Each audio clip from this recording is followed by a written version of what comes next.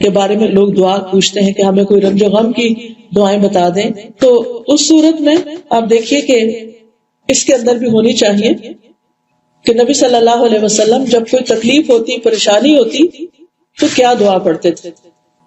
اس میں لا الہ الا اللہ انت الحلیم الکریم، لا الہ الا اللہ رب العرش العظیم، لا الہ الا اللہ رب السماوات والارض ورب العرش الکریم، کثرت سے یہ پڑھتے تھے. تو اس کتاب کا فائدہ یہ کہ اس میں عربی کے ساتھ نیچے انگلش میں بھی وہ لکھا. یہ چھوٹا سا کارڈ ہے، ٹھیک ہے.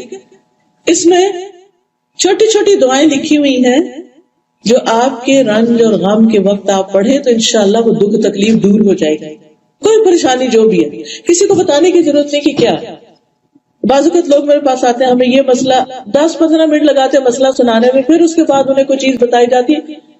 لوگوں کے ساتھ بھی شیئر کرنے کی ضرورت نہیں، بس اللہ اور آپ کے درمیان بات رہے. اللہ کو پتا آپ کو کیا تکلیف، یہ کہیں بھی لگا دیں گھر میں، بس اٹھا اور جا کے پڑھنا شروع کر دیا.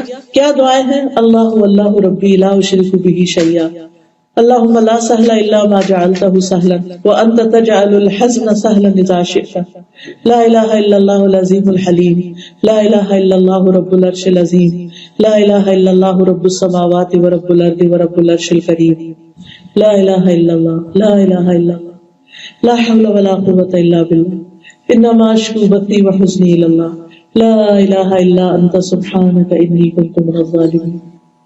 یہ پڑھنا شروع کر دیں. آپ دیکھیں گے تھوڑی دیر کے بعد آپ کے اندر ایک قرار آنے لگے گا، آپ کا دکھ اور تکلیف دور ہونے لگے گی، آپ کے غم، فکر اور پریشانی اس سے نجات ہونے لگے گی انشاءاللہ تعالی.